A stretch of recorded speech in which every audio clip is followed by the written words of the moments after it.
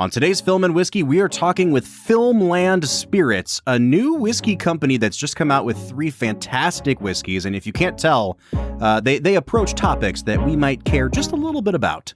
That's all ahead on Film and Whiskey.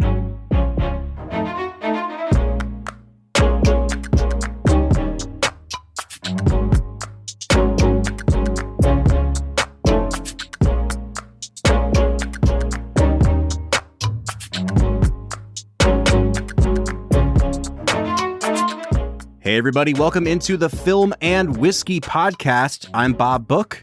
I'm Brad G. And we are coming at you with another special bonus episode. Bonus episode. Brad, I'm really excited to share the interview today with our listeners because, I mean, what can you say? Dude, this is just the epitome of what we have been trying to do for these last 3.5 years. Talk about movies and whiskey. They took it one step further, and they've worked in the movie industry and make their own whiskey now. And I just think that this is, I don't know, man. Actually, they've kind of done everything we want to do. So yeah, maybe it's we kind should of just hang up the old, hang it up and be done. I was going to say either we should hang it up or we should just take it as a glimpse into our own future. You know? Yeah. Yeah, we've always talked about starting our own film company, so. Yeah, just throw whiskey in on top of it, man. Well, hey, I don't want to vamp any longer. This is a really good conversation, so let's get right into it. We're going to be talking with Troy and Charlie from Filmland Spirits, and without further ado, here's the interview.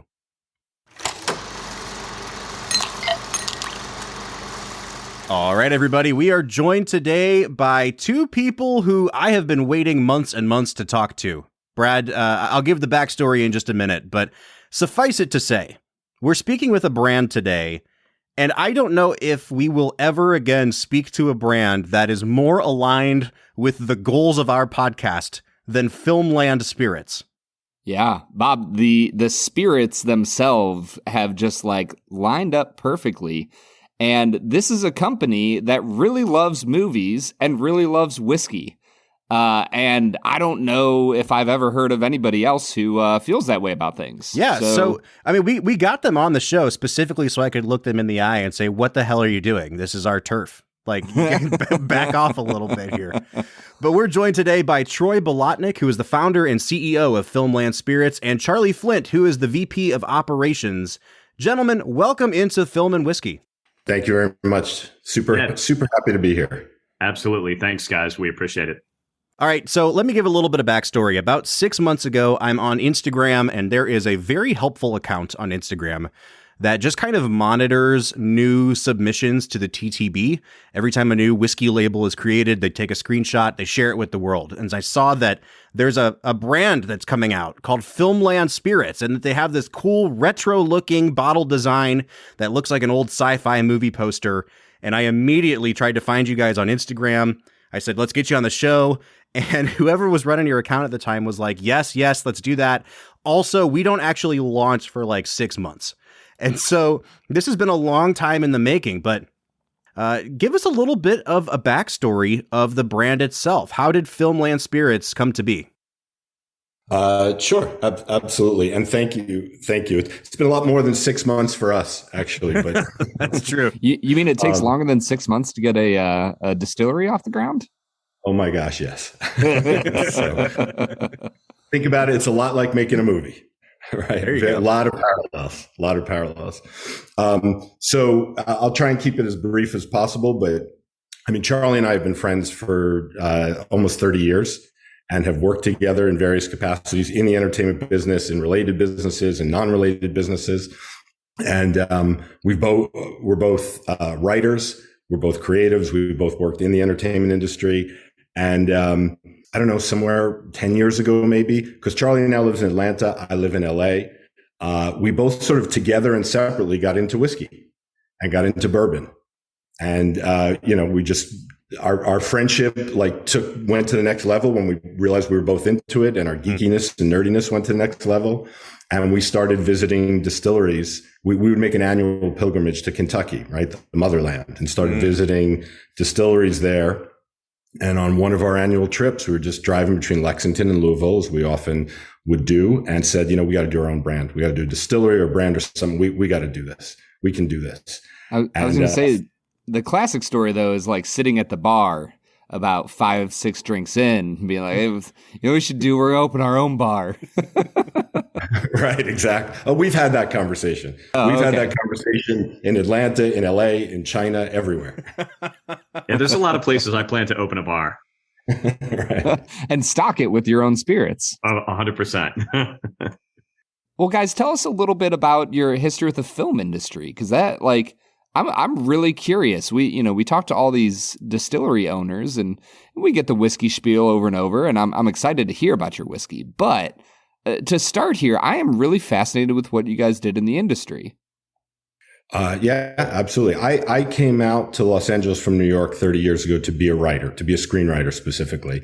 That is what I've wanted to do since I can remember wanting to do anything, since 5 or 6 years old.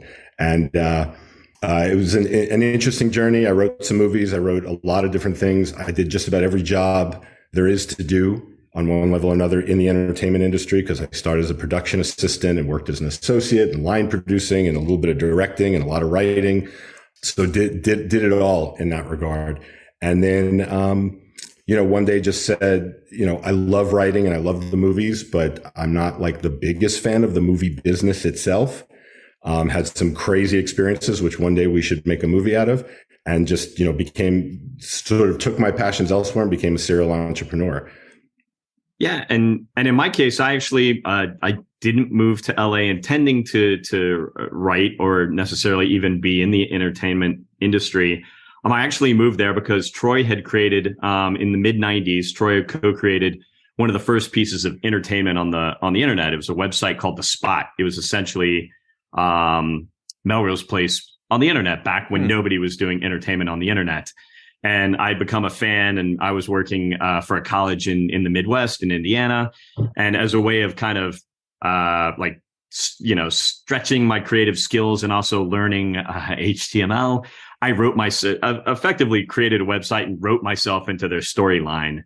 And he and his then partner called me up and were like, move to LA and come work with us and do more of this.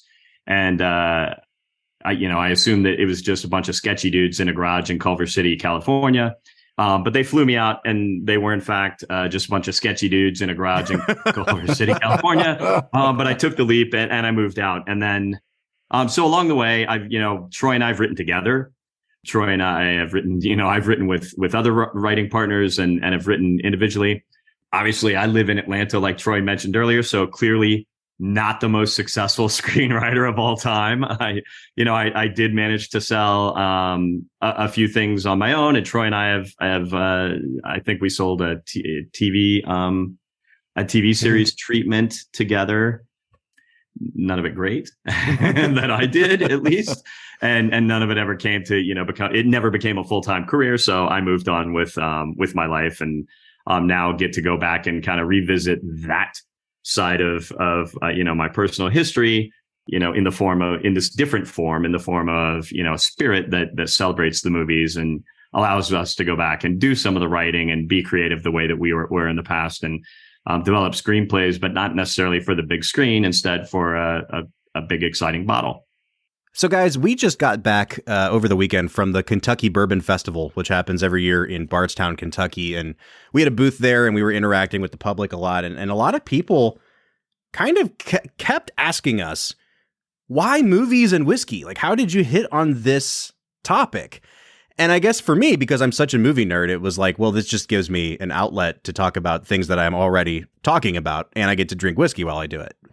But I've been trying to think of, how to wax poetic about it. And I think I have some ideas, but I want to pose the question to you guys first. When you think about these two passions of yours, movies and whiskey, like, where do you see the intersection there? What are the commonalities, and why do those things marry so well together? Well, I think, from the standpoint of making both, right? When I think about it, they both require the same fundamentals, right? You said passion. Mm-hmm.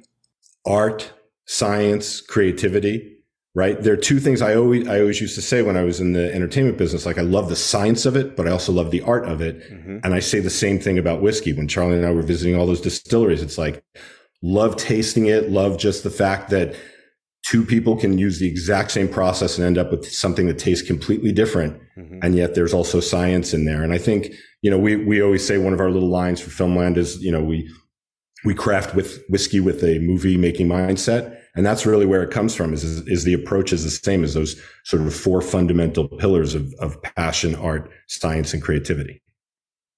Yeah, I would agree. And like Troy said, we've talked about it a lot. I would say another thing is just community, right? There are a lot of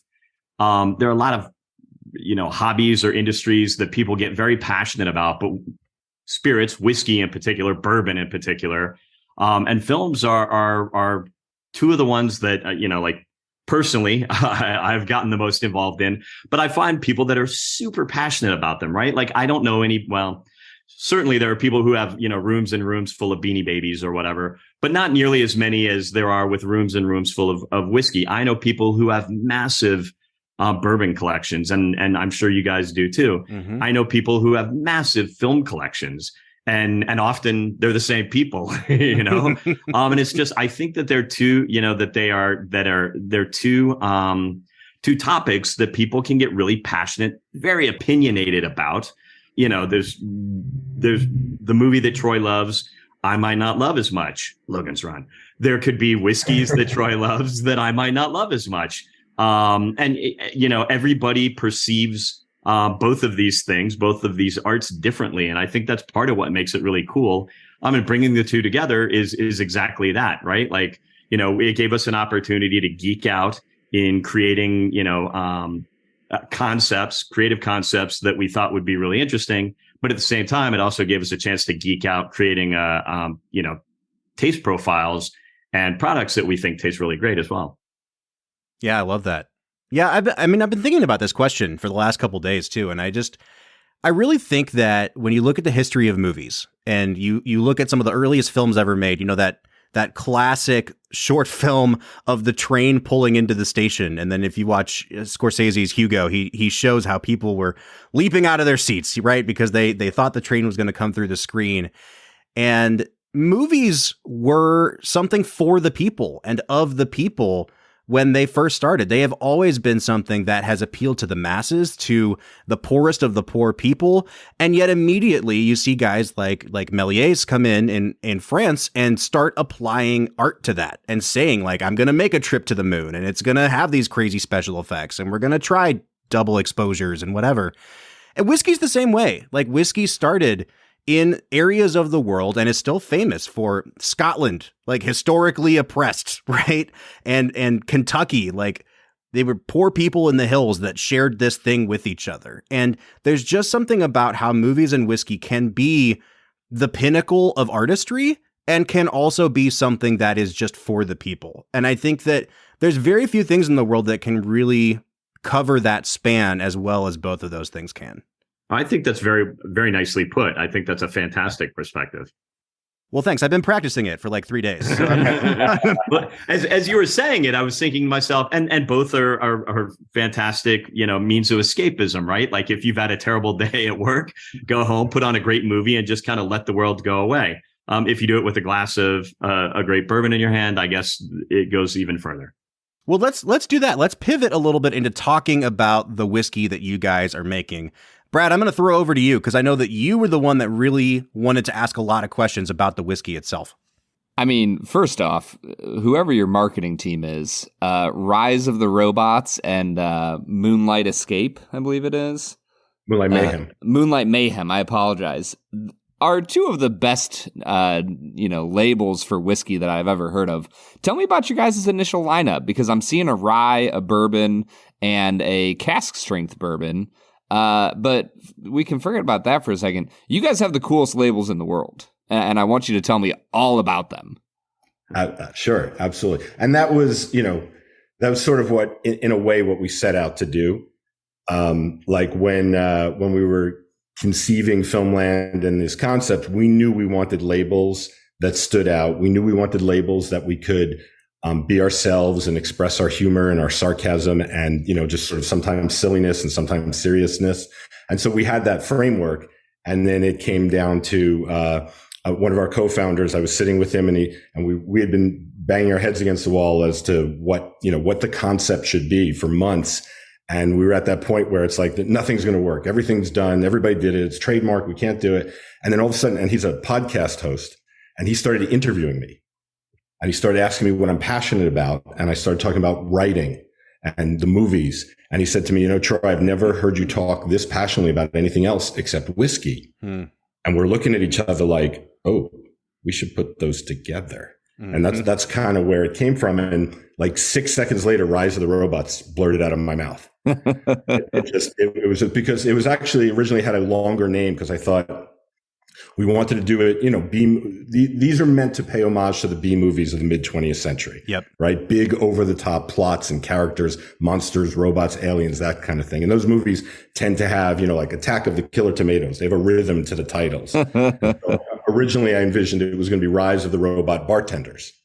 And then for reasons of fitting on the label and some other reasons, we shortened it to Rise of the Robots, which everybody seems to like better anyway.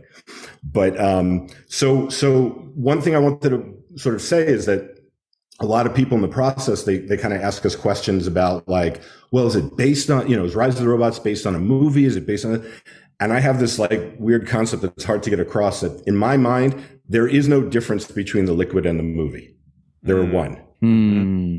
Right. And so it like people say, like, there's a story of the liquid and the liquid is the story and that kind of thing. It's all together. It's I'll find a more eloquent way of putting that. But in my mind, they're all one. So we came up with this idea of Rise of the Robots. Right. And our heroine, Courtney. And then we went and we found liquid, obviously we source, and we found liquid that we loved. And then Charlie and I, along with a couple of other members of our team, went to Kentucky and started blending, and started, we have a whole bunch of barrels, and we started sampling them and blending them together until we found a blend that is exactly what we wanted, we were aiming for, and got it into this particular product. And then we did the same thing with the bourbon. Moonlight Mayhem is the story of where it's basically Romeo and Juliet with fangs, is what we always say. And it's a world where the dominant species on the planet are werewolves, and humans are like the minority. Like every type of human is just minority, shoved off to the side, has to serve the werewolves, that kind of thing. And of course, this young kid just loves the nightlife where the werewolves all hang out on Hollywood Boulevard, and he falls in love with the beautiful young woman whose older brother is the leader of the pack, that kind of thing. And so we did the same process, tasting. I mean, we had days where we tasted 50 different barrels over the course of 3 or 4 days. Right. And just found that taste profile that we wanted, because we're both very particular about our whiskey, and we both like certain things. And we said, let's make sure that what we make has everything that we both like in it. I think it's really apparent how much thought has been put into each of these bottles of whiskey. And like you're saying now, there's a whole treatment for a movie behind each of these. And Go ahead. No, I can see you're going to. I was going to say we wrote treatment for each of them. So we have a 3 or 4 page treatment, which we wrote before we ever did the label. So when we started working with artists, we gave them the treatment. We said, here, you got to read this. And then we took them through the movie to help them, and we gave them the vision for what we wanted on the label, what we wanted the poster to be. But we make sure everybody that we work with reads those treatments and understands the story. Because like I said, the story is the liquid is the story. That's incredible. I mean, and I think it carries over too into the actual bottle, not just the label. Because the label, you guys have, your names and the proof and everything kind of printed on there, like credits would be printed on a poster. But when you look at the bottle itself, and I have to ask about the bottles, like, were these custom made for you guys? Did you just find something that kind of looked like it could be spun into this? Because it's hard to describe to the listeners, but there's like the rim around the outside of the bottle looks like sprockets on a film reel. And it's just incredible. It's like, I keep finding little Easter eggs on this bottle that just show the care and the love that you guys have for cinema on here. Yeah. I mean, so the bottles are completely custom, from scratch. Wow. They're ours. There's nothing else out there like it. And they're meant, they're both inspired by and meant to evoke sort of, like the Art Deco style of 1930s movie theaters. Mm-hmm. Yeah. So that if you think about it, the way I always think about it is the bottle itself is the theater. It's the proscenium, right? And then the poster is the movie within it. And so that's what it's really meant to do is the bottle represents that we are serious about everything we're doing, right? We're serious about the whiskey. We're serious about this brand. We're serious about quality and taste and all of that, because our labels are meant to say, we love to make fun of ourselves and everybody else and have a great time. Yeah. Right. And so it's meant to be a combination of that. But the base of the bottle is a kinetoscope, like the Edison kinetoscope. Mm-hmm. Mm-hmm. That's so, you know what I'm talking about, where the original movie you mentioned before, like the horse running in circles. Yep. And then our closure is actually sort of a combination between a film reel and a film can. So when you look at it from the side, it's kind of a film reel, but when you look at it from the top, it's a bit of a film can. Yeah, I love it. Charlie, I want to ask you too. You know, Troy's been talking about the inspiration being kind of these Art Deco movie theaters or, you know, movie palaces. Did you guys have one of those movie theaters in your lives when you were kids? Because, you know, Brad and I are from Northeast Ohio, and one of the cool things here is, you know, we have the multiplexes, but there are still a number of these really great old movie theaters. We have one down in Canton, Ohio, and there's also one here in Akron, the Civic Theater, and they're the ones that have like the nighttime sky at the top of the theater with the little stars in it. And I don't know. I'd love to hear about like what was your theater like that when you were both growing up. Yeah, well, you mentioning that immediately evokes in my head one of the most classic, beautiful, you know, old style theaters, and it's there in LA. It's the Egyptian, which is an absolutely gorgeous theater. If you're ever in LA and you haven't been, I highly recommend it. Still has the organ. They have the lights and all of that on the ceiling. Myself, I grew up. I'm an Army brat, so I grew up moving all over the world. And usually on the Army base, there would be a movie theater, and it was kind of, you know, the movie theater wasn't elaborate like that. It was also used for, you know, like assemblies and briefings and things like that. And there was no such thing as a multiplex. You know, you got to watch whatever was showing at that time. And it was usually a couple of years behind what was, especially abroad, it was a couple of years behind what was showing in the US. So, you know, like, we didn't exactly get to see the new stuff. But what I always remember when somebody asked me to kind of reflect on like going to the movies as a kid is that before the movie would actually play in a military movie theater, they probably still do it today, the national anthem plays almost like at a sporting event. You have to stand up and put your hand on your heart and you know, like wait for the national anthem to end, and then it's play ball and the movie starts. So as a kid, I never really got to experience some of these classic theaters really until I moved to LA. And like I said, the Egyptian to me is the epitome of like the classic, beautiful, you know, grand, you know, like Art Deco style movie theater, complete with, you know, with organs and the lights and all of that, like you described. So first of all, Charlie and I have known each other, like I said, almost 30 years, and he just said something I've never heard him say before. So thank you guys. That's hard to do because we've spent a lot of time together.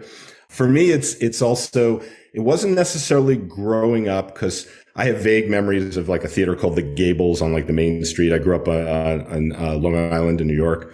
And, but I don't remember it being particularly ornate. It was when I moved to California, that I was suddenly going to, you know, I don't know what it's called anymore. It used to be called Mann's. And then there's the El Capitan. These are like the Hollywood Boulevard theaters. Mm-hmm. But then I moved to Westwood, which had more movie theaters per capita than any other city or town in the entire country. And I was walking distance to all of them and did nothing but go to the movies like constantly. And a theater, I mean, maybe a block and a half from my house, I think it was called the Pacific. And Disney at one point bought it and actually owned it. And it is exactly what you guys are describing. You go in, it's all Art Deco. It's colorful. Like the whole proscenium is exactly what we're all picturing. And then the movie starts the experience starts and the music plays and everybody looks up at the star-filled sky and just sits there and waits for that comet to go across the sky to kind of shoot across in the light. And it like made the experience.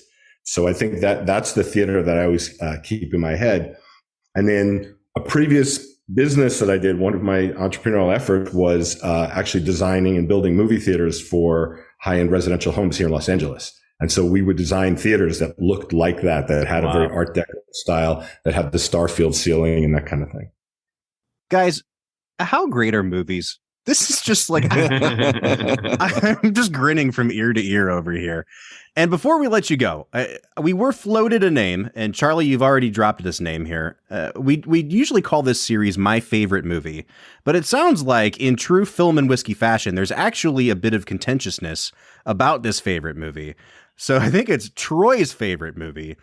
So Troy, why don't you introduce us to your favorite film? Okay, well, to be fair, I think Charlie and you guys are referring to Logan's Run. I would not say Logan's Run is my favorite film. Logan's Run is the first film I ever saw in the theater when I was 6 years old. Wow. So at least I remember seeing, but I have vivid memories of seeing it. And it made me want to be a writer because it terrified the heck out of me and delighted, made me crazy excited at the same time. It was so scary to think, oh my gosh, you have to die when you're 30 and you're going to get exploded in this carousel thing. And it just terrified me. And I had nightmares about it, but I couldn't stop thinking about it. Right. So I would not call that my favorite film. I haven't Hang on, before you go any further, I got to point out, I just rewatched this movie in advance of this conversation because I haven't seen it in probably decades. And that's a wildly inappropriate movie for a 6-year-old. I'm horrified that that's what you were seeing at the age of 6.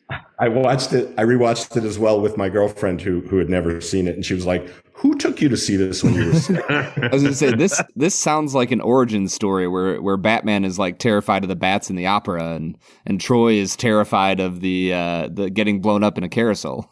Right, exactly. But to be fair, the movie was rated PG, and back then there was no PG-13.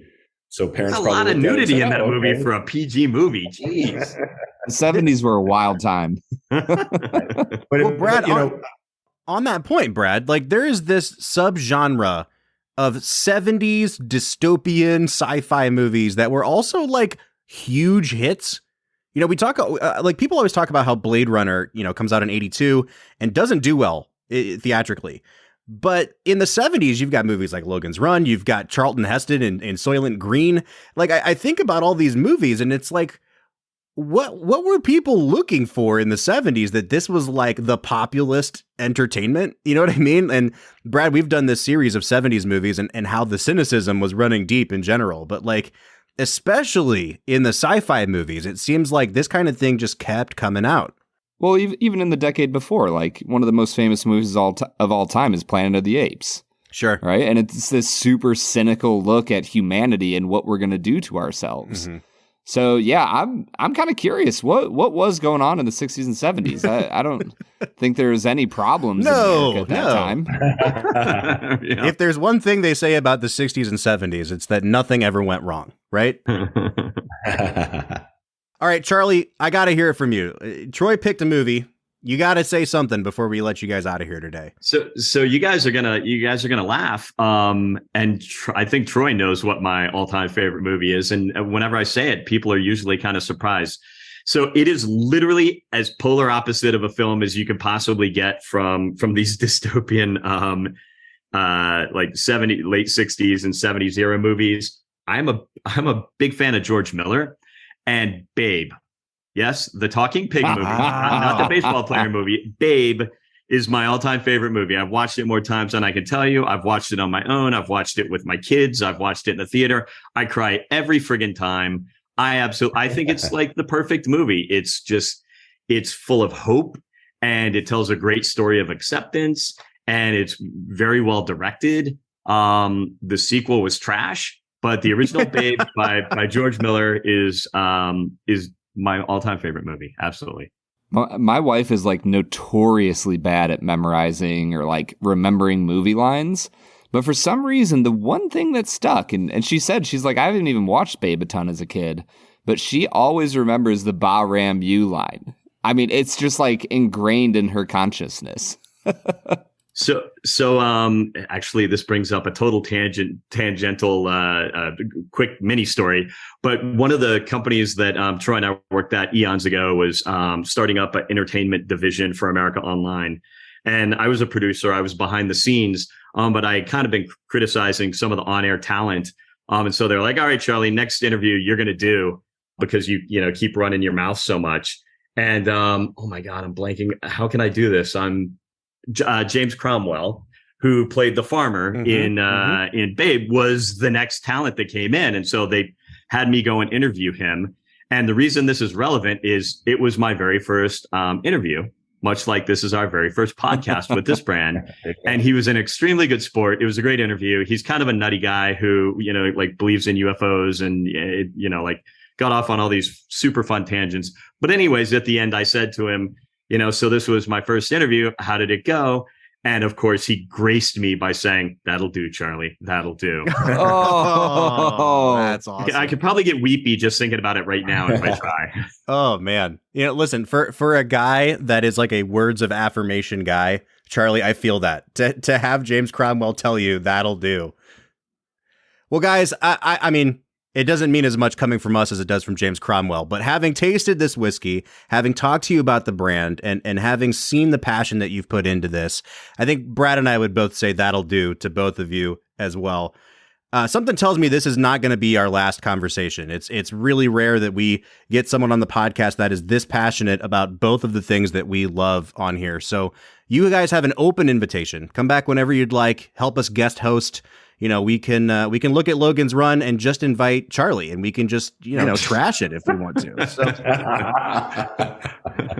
That's great, awesome. We would love to come back. You guys are awesome. This has been great. Awesome. Yeah, absolutely. Big fans. I've been a listener for a while, so it's actually a real privilege to join you guys and meet you in person. Well, thanks again. This has been Troy Bolotnick and Charlie Flint from Filmland Spirits. Be on the lookout for this whiskey. It is fantastic stuff, and it is film and whiskey approved for sure. We'll be back on Monday with another regularly scheduled episode. But until then, I'm Bob Book. I'm Brad G. And we'll see you next time.